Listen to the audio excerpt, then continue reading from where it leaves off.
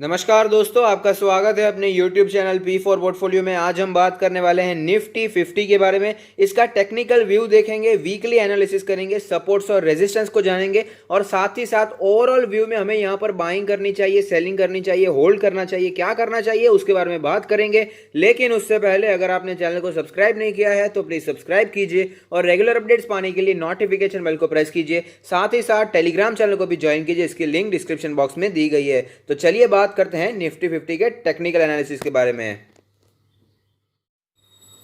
तो आप देख सकते हैं 10 जुलाई 2020 को निफ्टी 50 का पी रेशियो 28.27 हो चुका है। एक्सट्रीमली ओवरबॉट जोन यहां पर देखने को मिला है। तो यहां पर हमें थोड़ा सा अलर्ट हो जाना चाहिए। कोई भी बाइंग करने से पहले थोड़ा सा सोचना चाहिए। इस नंबर से हमें यही पता चलता है कि ये रेड अलर्ट जोन में चला गया है। तो यहां पर कल के कल गिरावट होगी ऐसा मैं नहीं कह रहा हूं, लेकिन अलर्ट हो जाने की जरूरत तो यहां पर बनती ही है। तो चलिए मार्केट के मूड को भी जान लेते हैं, यानी कि मार्केट मूड इंडेक्स के बारे में बात कर लेते हैं। तो आप देख पाएंगे कि 77.19 का नंबर यहां पर दिखाई दे रहा है, जो कि एक्सट्रीम ग्रीड जोन में चला गया है, जिससे हमें पता चलता है कि investor should be cautious in opening fresh position as markets are overbought and likely to turn downwards. तो यहां से हमें थोड़ा सा अलर्ट हो जाने की जरूरत है। ज्यादा एग्रेसिव बाइंग या ज्यादा एग्रेसिव बुलिशनेस दिखाने की जरूरत नहीं दिखाई देती है।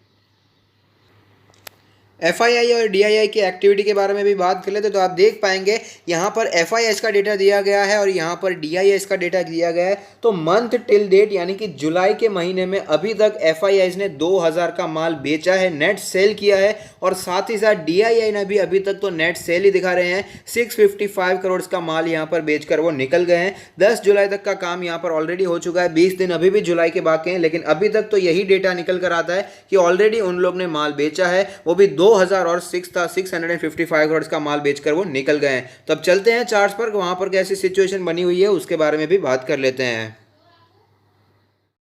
तो आप देख सकते हैं हम निफ्टी 50 के चार्ट्स पर आ चुके हैं, जहां पर हमें पता चलता है धमाकेदार रिकवरी हमें देखने को मिली है। 7500 के लेवल से 10800 के लेवल के आसपास ये ऑलरेडी पहुंच चुका है। अब देख पाएंगे 200 डेज के ईएमए के सक्सेसफुली ऊपर ही हमें क्लोजिंग भी देखने को मिली है। लेकिन अगर बात करें पिछले वीक के बारे में, यानी कि पिछले 5 वर्किंग डेज के बारे में, तो आप देख पाएंगे पिछले 5 दिनों में कुछ भी काम नहीं हुआ। एक ही जोन में चल रहा है, ना ही ऊपर जा पा रहा है ना ही नीचे आ पा रहा है।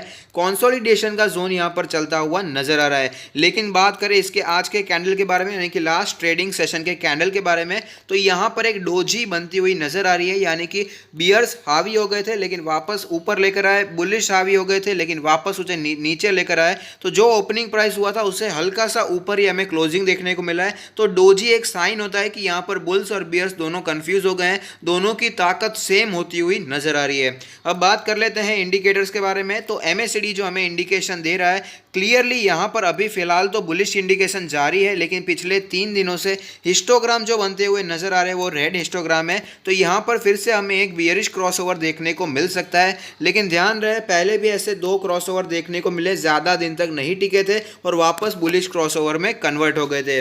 अगर बात करें इसके बॉलिंजर बैंड के बारे में, तो आप देख पाएंगे कि बॉलिंजर बैंड के अपर हाफ में ही चल रहा है, यानी कि मीडियन के ऊपर ही चल रहा है। लास्ट इसने मीडियन के आसपास सपोर्ट लिया था और जो तेजी दिखाई आप देख सकते हैं अपर बैंड के आसपास ही ट्रेड करता हुआ नजर आ रहा है। अपर बैंड कैलकुलेट होकर आता है 10,983 का लेवल, तो हम कह सकते हैं 11,000 का लेवल ही इसका अपर बैंड है। मीडियन जो है वो है 10,387 का लेवल। नीचे के लेवल्स के बारे में बात करें तो यहाँ पर 9,791 का लेवल इंपॉर्टेंट लेवल है।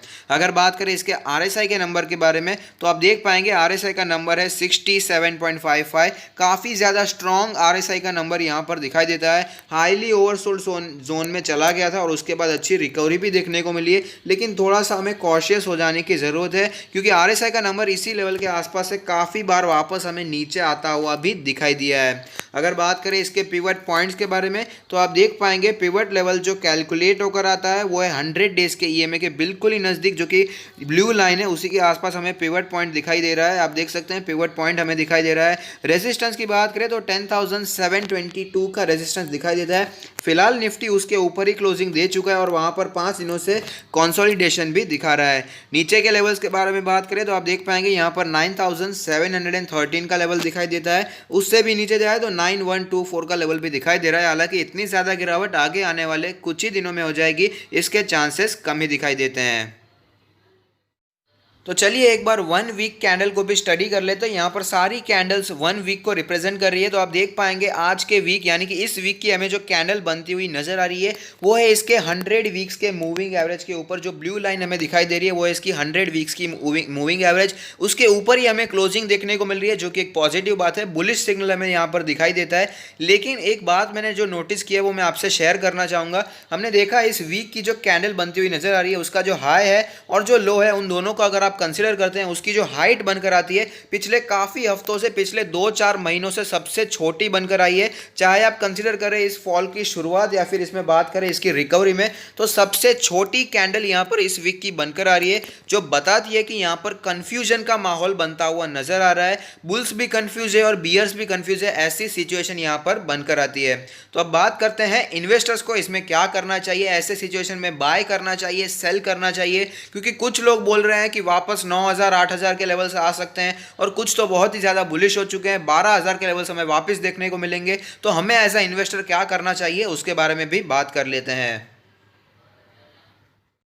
एज अ इन्वेस्टर मेरा मानना है कि यहाँ पर ट्रेंड तो बुलिश ही चल रहा है। फिलहाल अभी कोई भी वीकनेस के साइंस दिखाई नहीं दे रहे हैं, लेकिन फिर भी हमें अलर्ट हो जाने की ज़रूरत है। थोड़ा सा अलर्ट तो होना ही चाहिए। अगर आपने ऑलरेडी पोजीशन बना रखी है, आपने नीचे के प्राइस पर फंडामेंटली स्ट्रॉन्ग स्टॉक्स लिए हैं, तो उन्हें घबराने की ज़रूरत नहीं है। अगर उन्होंने लॉन्ग टर्म के लिए है तो इसे आप कंटिन्यू होल्डिंग कर सकते हैं। लेकिन जिन्होंने शॉर्ट टर्म के लिए स्टॉक्स लिए हैं, जो कि स्विंग ट्रेड करते हैं, पोजिशनल ट्रेड करते हैं, उनके लिए मेरा मानना है कि प्रॉफिट बुकिंग के बारे में थोड़ा थोड़ा सोचना चाहिए और कम से कम पार्शियली प्रॉफिट बुकिंग करते रहना चाहिए, क्योंकि निफ्टी 50 काफी ज्यादा ओवरबॉट सिचुएशन में जाती हुई नजर आ रही है। हमने देखा आरएसआई का नंबर भी काफी ऊपर है, मार्केट मूड इंडेक्स भी काफी ऊपर निकल चुका है और साथ ही साथ पी रेशियो निफ्टी का P28 के ऊपर निकल चुका है, हाईली ओवरबॉट हो चुका है। तो थोड़ा सा हमें अलर्ट हो जाने की जरूरत है। ये बात सुनकर काफी लोग जो बुलिश हैं कि मार्केट 12,000 जाएगी, ऐसे लोगों को लग रहा होगा मैं गलत कह रहा हूं। लेकिन एक सिनेरियो में आपको बताना चाहूंगा, जब मार्केट में कोरोना नहीं था, ये कोई भी सिचुएशन नहीं थी, तभी भी हमें गिरावट देखने को मिलती ही थी। अब देख पाएंगे 12,000 के लेवल से मार्केट नीचे आकर 10,700 तक आ चुकी थी। तो ऐसी सिचुएशन नॉर्मल मार्केट्स में हो सकती है, तो अभी क्यों नहीं हो सकती, इसका रीजन मुझे तो पता नहीं है। ऐसा हो सकता है, इसलिए अलर्ट हो जाने की तो हमें जरूरत बनती है। पहले ऐसा बहुत बार हुआ है, आप देख पाएंगे ये तो इससे भी बड़ा फॉल था। मार्केट 11,700 के लेवल से 10,000 तक आ चुकी थी जब कोरोना नहीं था, ये कोई भी समस्या नहीं थी। तो अभी तो कोरोना भी है, अभी तो बहुत ज्यादा अनसर्टेन मार्केट दिखाई दे रही है। तो हमें आंखों पर पट्टी रखकर बुलिशनेस नहीं दिखानी चाहिए, ऐसा मेरा मानना रहेगा। बाकी डिसीजन आपका है। अगर आपको लगता है मार्केट बुलिश हो गई है, 12,000 13,000 चली जाएगी, तो अपने अपने सारे पैसे आप यहां पर लगा सकते हैं। लेकिन जिन्होंने नीचे कोई भी बाइंग नहीं किया, जिन्होंने मिस कर दिए हैं स्टॉक्स, कुछ भी बाय नहीं किया है, तो मेरा मानना है करंटली आपको थोड़ा सा अवॉइड करना चाहिए बाइंग करना, फ्रेश बाइंग। जो भागे हुए स्टॉक्स है, बजाज फाइनेंस बहुत भाग चुका है, HDFC बैंक बहुत भाग चुका है, तो ऐसे स्टॉक्स में अवॉइड करना चाहिए और स्टॉक स्पेसिफिक अप्रोच रखनी चाहिए। जैसे कि अच्छे स्टॉक्स हैं, अभी भी अच्छे प्राइस पर मिल रहे हैं, तो उसे आप बाय कर सकते हैं। और मैंने 10 बेस्ट स्टॉक्स के बारे में लिस्ट भी बनाई है, आपको टॉप राइट कॉर्नर पे उसकी लिंक भी आ रही होगी, उससे कि वीडियो को आप देख सकते हैं। सारे के सारे फंडामेंटली स्ट्रॉन्ग स्टॉक है। तो यहाँ पर बेसिकली मेरा यही ओपिनियन रहेगा कि अगर आपने बहुत क्वांटिटी नीचे ली है तो आप इसे पार्शियली प्रॉफिट बुकिंग के बारे में सोचते रहिए और फ्रेश बाइंग के बारे में थोड़ा कम सोचिए। थोड़ा सा स्टॉक स्पेसिफिक अप्रोच रखिए, जहां पर अच्छी वैल्यू दिखाई दे रही है उन्हीं स्टॉक्स में बाइंग कीजिए। ज़्यादा ऑलरेडी रनअप हो चुके हैं उन स्टॉक्स में आपको अवॉइड करना चाहिए, ऐसी मेरी राय रहेगी। बाकी हमेशा डिसीजन तो आपका ही रहने वाला है। और वीडियो को एंड करने से पहले एक बात और कहना चाहूँगा कि हमेशा अपने आप को कैश अभी रखिएगा, keep in cash in hand, ज़्यादा इन्वेस्टेड ना हो जाइएगा। लेकिन अगर मार्केट में कभी गिरावट आती है तो हमारे हाथ में कैश होना बहुत ही ज़रूरी है। और वीडियो को एंड करने से पहले एक बार फिर से रेजिस्टेंस और सपोर्ट्स के बारे में आपको एक बार समरी देना चाहूँगा। तो जो मेन रेजिस्टेंस अभी बना हुआ है वो है 11,000 का लेवल। मार्केट ऊपर जाती है तो 11,000 के लेवल को उसको तोड़ना पड़ेगा, उसके बाद सस्टेन करना पड़ेगा, तो ही हमें अप मूव देखने को मिल सकता है। क्योंकि हमने देखा है 11,000 के आसपास बॉलिंजर बैंड का अपर बैंड दिखाई देता था। और सपोर्ट्स के बारे में बात करें तो सबसे बड़ा सपोर्ट है इसका 200 डेज का ईएमए, जो कि कैलकुलेट होकर 10,500 के आसपास बनकर आता है और 20 डेज का ईएमए भी उसी के आसपास बनकर आ रहा है। तो इस लेवल को हमें ध्यान में रखना चाहिए। लेकिन अगर एकदम लॉन्ग टर्म थोड़ा सपोर्ट के बारे में बात करें तो जो मेन लेवल है जिस पर हमें बहुत ज्यादा ध्यान रखना चाहिए वो है 9,700 का लेवल। क्योंकि हमने देखा पिवट पॉइंट्स पर भी वो सपोर्ट बनकर आता है, बॉलिंजर बैंड का लोअर बैंड भी उसी के आसपास बनकर आता है। तो वो लेवल अगर टूटता है, जिसके चांसेस फिलहाल फिलहाल कम दिखाई दे रहे हैं, लेकिन कुछ भी हो सकता है, मार्केट अनसर्टन है, तो उस लेवल को हमें ध्यान में रखना चाहिए और उसी प्रकार से डिसीजंस लेने चाहिए। तो चलिए वीडियो को एंड करते हैं। अगर आपको ये वीडियो पसंद आया है तो लाइक कीजिए, शेयर कीजिए, कमेंट कीजिए, सब्सक्राइब कीजिए और मुझे मोटिवेट कीजिए। Thank you, stay happy, happy investing.